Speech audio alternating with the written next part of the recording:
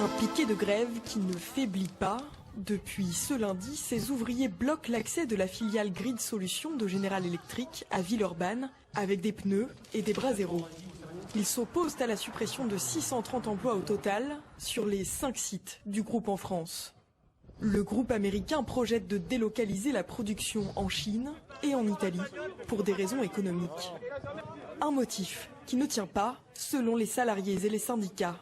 Il n'est pas acceptable qu'il y ait 285 suppressions de postes sur Villeurbanne pour une usine qui gagne de l'argent. On est dans un PSE qui dure depuis 2 ans et la direction n'a pas repris ce qui était négocié il y a 1 an. Donc la direction a recommencé son plan à zéro. Donc il n'est pas acceptable non plus d'avoir des mesures sociales qui sont parties de zéro. L'usine de Villeurbanne serait la plus touchée. Plus de 250 personnes pourraient perdre leur travail. Cette décision inquiète le maire de la ville. Il y a également une espèce d'indécence sociale à mettre en place ce plan pendant cette période de confinement si difficile pour les salariés, pour les personnes qui ont des revenus modestes et dans une phase de grande inquiétude. Il ne me semble pas opportun de continuer ces négociations, en tout cas en l'état actuel. Et c'est pour ça que j'ai écrit au ministre Bruno Le Maire pour lui demander de suspendre les plans sociaux pendant cette période. Une grève marquée par la présence de François Ruffin, député La France Insoumise de la Somme, venu soutenir les grévistes ce mercredi. Qui sont les victimes ici? Ce sont les salariés évidemment, c'est la souveraineté nationale puisque ça concerne le nucléaire et c'est possiblement des pièces qu'on n'aura plus à disposition. Et c'est enfin la planète puisqu'il y a les possibilités de recherche et développement sur les green gas et ainsi de suite qui seront plus effectuées. Donc voilà, moi malheureusement j'entends ici ce que j'entends ailleurs. Je demande que fait le gouvernement, on me répond rien, walou. Les grévistes appellent Jean-Luc Mélenchon, le président du groupe La France Insoumise à l'Assemblée nationale, à se rendre sur leur site. Dans les jours qui viennent, il pourrait se déplacer à Paris pour se faire entendre de Bruno Le Maire, le ministre de l'économie. Je vois le lien que ce gouvernement méprise le peuple.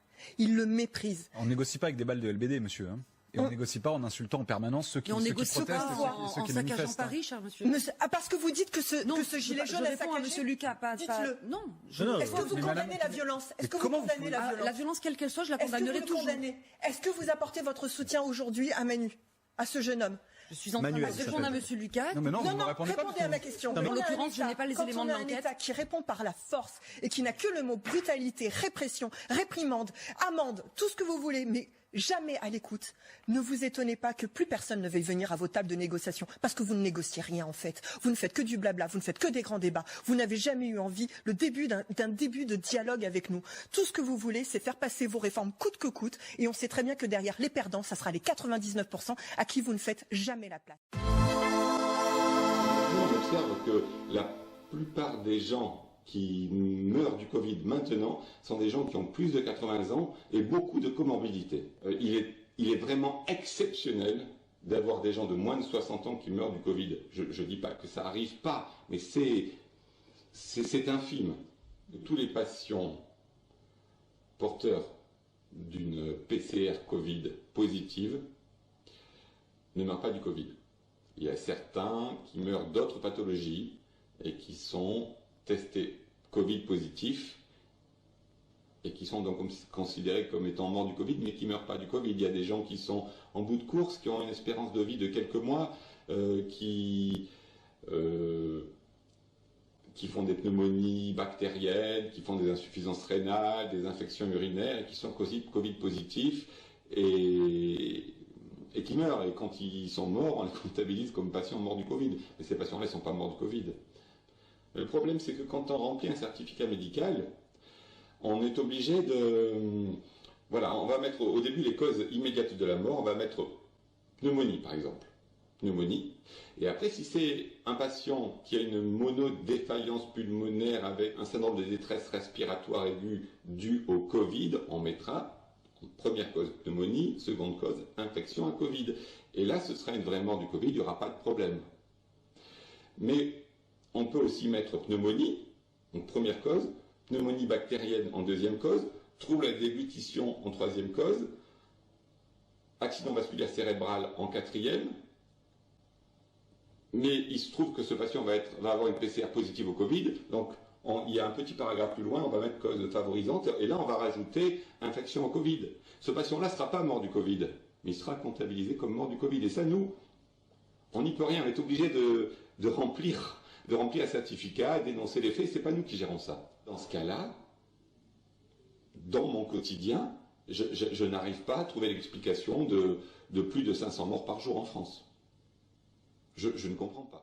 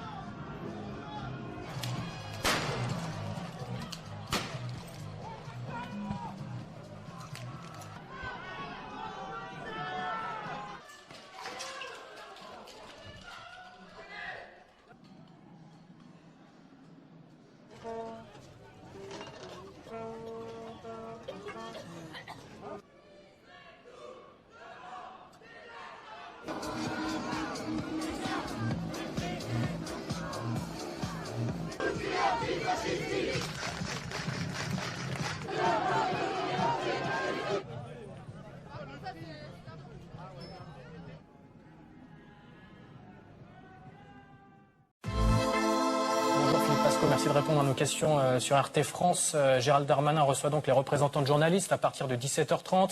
Une conférence de presse est attendue aux alentours de 19h. Qu'est-ce qu'on peut attendre de ce rendez-vous? Rétropédalage, allègement, statu quo? Rien. Qu'est-ce que vous voulez attendre? La loi, de toute manière, va être votée et est votée. Donc c'est ce que j'appelle des excuses de déculpabilisation. Mais il n'y a rien à attendre. Monsieur Darmanin et son gouvernement ont, excusez-moi l'expression, fait caca dans leur culotte et cèdent aux sirènes d'un syndicat minoritaire de policiers, c'est tout.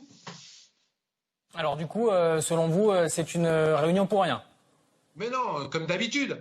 Comme la plupart des lois qui sont passées aujourd'hui, on fait semblant d'écouter, on n'écoute pas, on fait quand même, et puis après on dit qu'on a écouté. C'est-à-dire que le gouvernement... Justement publié dans Mediapart pour appeler justement Emmanuel Macron à revenir sur cette loi, et notamment sur cet article 24. Mais vous croyez qu'ils vont écouter le Mediapart, qu'ils vont écouter les gens consignés? Mais vous rigolez. Vous avez un président de la République qui va faire le kéké à l'étranger, dans des chaînes de télé comme Al Jazeera pour prêcher pour la liberté et qui est en train de la supprimer en France. Et en plus, je rappelle que cette loi est complètement illégale et j'espère que le Conseil constitutionnel va un peu avoir les couilles de remettre de l'ordre là-dedans. Parce que rappelez-vous quand même, le précédent ministre sinistre de l'Intérieur, M. Castaner, avait bien promulgué une loi pour que chaque policier ait une caméra sur lui pendant les manifestations. Donc aujourd'hui, les policiers ont le droit de filmer, les drones ont le droit de filmer, et pas, nous on n'a pas le droit de filmer les policiers. Mais c'est quoi cette loi? Ça supprime complètement la liberté individuelle. Pourquoi un journaliste devrait demander l'autorisation à la préfecture? Mais dans quel pays commence-t-on à vivre? Vous parlez du Conseil constitutionnel, c'est le dernier recours envisageable? J'espère. Après, il restera la rue. Mais Macron est en train de nous précipiter de plus en plus dans la rue. Comment voulez-vous que le peuple ne s'énerve pas? Aujourd'hui, on est pressuré de partout et en plus, on n'a même plus le droit de le dire. Aujourd'hui, il y a des bavures dans la police et c'est pas une honte de le reconnaître. Et on donne un quitus juridique, on donne une façon de faire gratuite à des gens qui deviennent sadiques au sein de la police.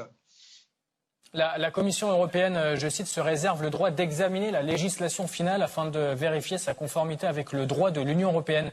En quoi Bruxelles peut-il infléchir la politique du gouvernement français? Excusez-moi, ça, encore une fois, c'est du blabla. La Commission européenne a dit, mais comme d'habitude, ne fera rien. Donc elle se déculpabilise elle aussi et elle va nous laisser gentiment nous diriger vers un pays complètement autoritaire. C'est quoi aujourd'hui? Monsieur le ministre demande à ce que les journalistes aient le quitus de la préfecture? Il y aura des bons journalistes et des mauvais journalistes?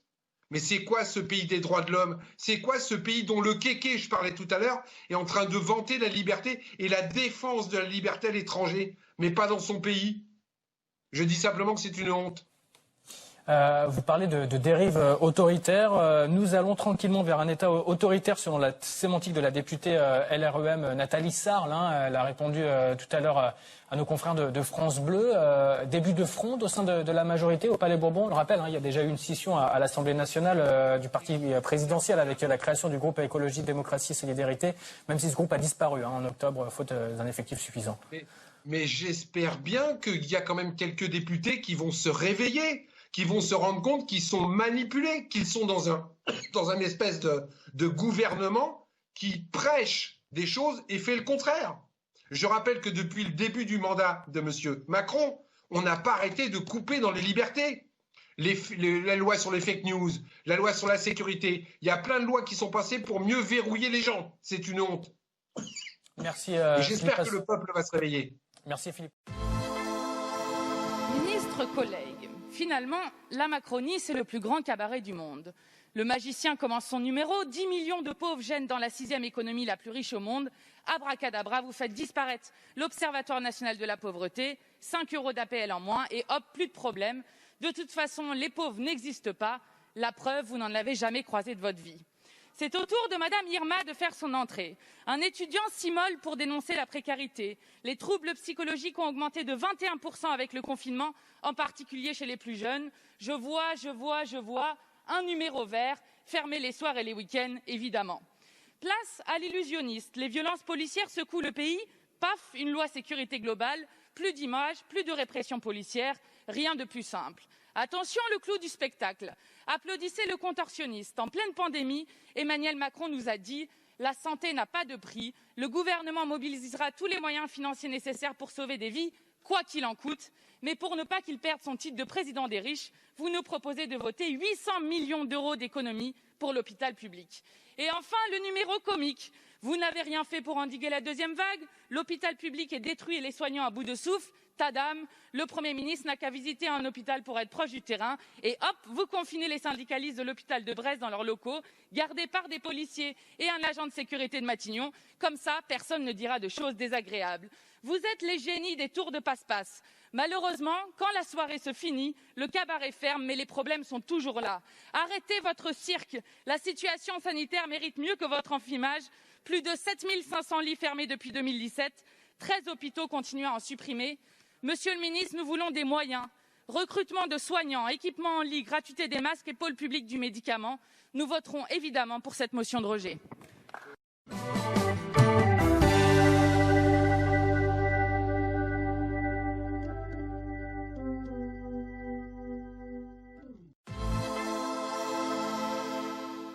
La liberté de la presse n'est pas une liberté spéciale. Elle est la plus haute expression de la liberté. C'est pourquoi elle est la première liberté supprimée par les régimes autoritaires. Des propos signés du chef de l'État lui-même et qui en disent long sur le chemin que semble emprunter la France. Blessures, interpellations, garde à vue. Les journalistes sont de plus en plus malmenés dans le cadre de leurs fonctions. Ce qui faisait office de fait rarissime autrefois est presque devenu la norme aujourd'hui et les exemples ne manquent pas. Le comble de l'ironie, les dernières en date ont eu lieu lors de manifestations de défense de la liberté de la presse. Sur la place du Trocadéro samedi, un policier s'en est violemment pris à un rédacteur du site internet Média TV. Et lorsque quelqu'un a tenté de lui venir en aide, il s'est retrouvé à son tour agressé. Alors que je faisais mon boulot pour le Média TV à la manif Stop Loi Sécurité Globale, un policier m'a fait un croche-pied qui m'a envoyé à terre. Résultat, matos cassé, plusieurs centaines d'euros de réparation. Je vous envoie la facture à quelle adresse? Préfecture de police? Déjà 4 jours avant, à l'issue de la première manifestation contre la loi sécurité globale, 2 journalistes avaient été arrêtés et placés en garde à vue. Une photographe du site Taranis News et un reporter de France 3 interpellés alors qu'ils filmaient une interpellation de manifestants. Le SNJ apporte tout son soutien à ses consoeurs et confrères victime d'une grave atteinte à la liberté de la presse. Nous ne croyons pas le ministre de l'Intérieur quand il affirme que cette loi sécurité globale garantirait aux journalistes la possibilité de filmer et de diffuser librement des actions de police. Et c'est bel et bien ce que Gérald Darmanin affirme de nouveau 2 jours plus tard à l'Assemblée nationale. Et aucun policier de France, Monsieur Lagarde a raison, aucun gendarme de France n'est autorisé, ne sera autorisé, et si c'est le cas, sera évidemment sanctionné, et je ne doute pas qu'il y ait des gens pour me le signaler, moi-même et tous les ministres de l'Intérieur qui succéderont, d'empêcher quelqu'un de filmer. Et s'il le fait, il est contre la loi. C'est pourtant ce qui est arrivé le lendemain à la journaliste web de RT France. Myriam Laribi s'est vue menacée d'interpellation alors qu'elle filmait justement celle de plusieurs manifestants. Bonjour. Ouais. 2 minutes. Si dans 30 secondes vous êtes pas parti, vous êtes interpellé. Vous circulez. C'est des ordres. Si vous ne circulez pas dans les 30 secondes, vous êtes interpellé. Mais pourquoi? Attendez, je comprends pas. Et ce n'est pas la seule à avoir été empêchée de faire son travail. En fin de rassemblement, les forces de police ont chargé les manifestants sans faire de distinction avec les journalistes. Une cinquantaine de reporters de rédaction nationale et internationale se sont retrouvés nassés, isolés du reste des manifestants. Pourquoi? Peut-être pour les empêcher de capturer certaines actions susceptibles de déranger les forces de l'ordre. Voilà, il faut bien comprendre que là, ce sont des journalistes. Il n'y a que des journalistes. Une cinquantaine de journalistes de toutes les rédactions sont nassés, c'est-à-dire encerclés par des policiers, sans la possibilité de bouger. C'est du jamais vu en France. Jamais. Vous l'aurez compris, rien ne va plus entre le pouvoir et la presse. Mais pourquoi maintenant, sur la toile, certains ont leur petite idée? L'article 24 de la loi sécurité globale montre clairement que le gouvernement craint un embrasement social après la crise sanitaire. Il prend les devants en tentant d'en réduire la couverture presse au strict minimum. On ne fait pas baisser la température en cassant le thermomètre. Si la loi sécurité globale est révélatrice d'une chose, c'est que le pouvoir a peur de l'explosion sociale à venir, suite à la crise sanitaire, mais surtout à la gigantesque crise économique avec licenciements massifs qu'il y aura une fois le côté sanitaire de la crise terminé. Une question se pose alors. Emmanuel Macron et son gouvernement ont-ils un problème avec la liberté de la presse? Après la loi sécurité globale du ministre de l'Intérieur, le garde des Sceaux, Éric Dupond-Moretti, a fait savoir de son côté qu'il voulait modifier la loi de 1881 sur la liberté de la presse. Au pays des Lumières, il semblerait que certaines libertés sombrent peu à peu dans les ténèbres. N'est pas une liberté spéciale. Elle est la plus haute expression de la liberté. C'est pourquoi elle est la première liberté supprimée par les régimes autoritaires. Autoritaires, autoritaires, autoritaires, autoritaires, autoritaires.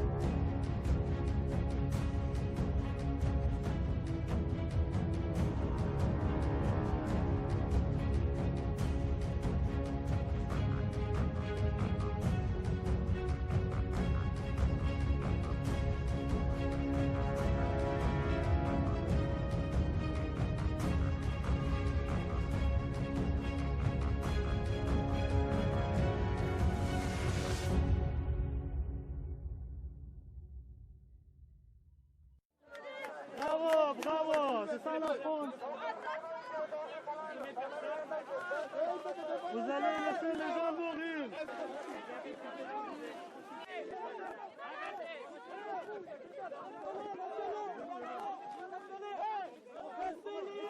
Le campement a été décidé par une organisation de défense des droits de l'homme et de protection de la santé des gens. Après qu'une grosse opération de délogement sauvage, c'est-à-dire on chasse les gens de l'endroit où ils sont, sans se préoccuper de ce qu'ils vont devenir. Et on les pourchasse jusqu'à ce qu'ils aient disparu du tableau, en les repoussant vers les banlieues, hors de Paris, comme chacun a pu le voir hier soir, par cet accompagnement absolument incroyable, dont les images vont se répandre dans le monde entier et nous couvrir de honte pour notre pays.